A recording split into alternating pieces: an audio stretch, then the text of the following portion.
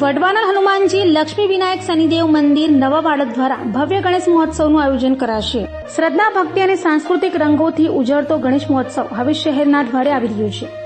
પંડાલોની તૈયારીઓ, શૃંગારિત મૂર્તિઓ અને ભજન કીર્તનના સ્વરો સાથે શહેર ધીમે ધીમે આનંદના રંગમાં રંગાઈ રહ્યું છે। ભક્તો માટે આ દિવસો માત્ર તહેવાર જ નહીં પરંતુ ભાવના અને એકતાના પાવન પળો છે। દર વર્ષની જેમ આ વર્ષે પણ વડવાનળ હનુમાનજી લક્ષ્મી વિનાયક શનિદેવ મંદિર નવા બાળક દ્વારા ભવ્ય ગણેશ મહોત્સવનું આયોજન કરવામાં આવ્યું છે। શહેરના શ્રદ્ધાળુઓ અને ભક્તો માટે આ મહોત્સવ માત્ર ધાર્મિક ઉજવણી નથી પરંતુ એકતા, ભક્તિ અને સામૂહિક આનંદનો પ્રતીક બની રહેશે। 27 ઓગસ્ટ 2025 થી 6 સપ્ટેમ્બર 2025 સુધી ગણેશ મહોત્સવની ધામધૂમપૂર્વક ઉજવણી કરવામાં આવશે। આ મહોત્સવમાં વિશાળ પંડાલ, અદભુત શૃંગારિત ગણેશજીની મૂર્તિ અને શ્રદ્ધાળુઓ માટે વિવિધ ધાર્મિક પ્રવૃત્તિઓનું આયોજન કરવામાં આવશે।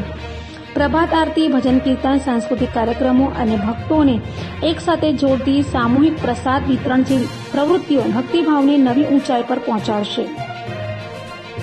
હનુમાનજી શનિદેવ અને લક્ષ્મી વિનાયક મંદિર મહારાજ તરફથી 27 ઓગસ્ટ થી 6 સપ્ટેમ્બર સુધી ગણેશ મહોત્સવનું આયોજન કરેલ છે અને સાથે સાથે 28 ઓગસ્ટ થી 5 સપ્ટેમ્બર સુધી રામકથાનું આયોજન છે। આની સાથે ગરબાનો પણ આયોજન હોય છે અને એ સિવાય પણ અમે આનું બ્લડ ડોનેશન કેમ્પ પણ કરીએ છીએ। સાથે વિમાન ક્રેશની જે થયું છે એમાં 5 મિનિટ મૌન રાખી રામધૂન બોલાવીને પછી અમે આરતી કરીશું।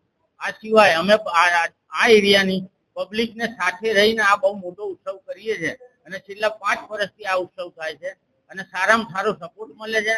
અને અમારી મૂર્તિ જે છે માટીની મૂર્તિ છે એ 14 ફૂટ ઊંચી હોય છે અને એનો શણગાર પણ બહુ સરસ હોય છે। બાકી 25 તારીખે આગમન છે અને 6 તારીખે વિસર્જન છે। રામકથાનું સાથે આયોજન છે। રામકથા 4 થી 7 વાગ્યા સુધી ચાલવાની છે। રામકથાની આરતી 7 વાગે થશે અને મહાઆરતી 9:15 ચાલુ થશે। આ સિવાય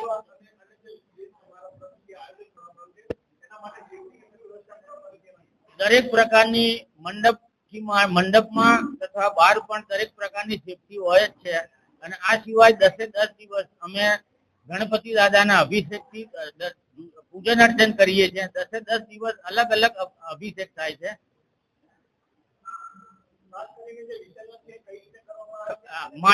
માટીની મૂર્તિ છે અને અમે અહીંયા ત્યાં આગળ મંદિરની આગળ જ અમે વિસર્જન કરીએ છીએ।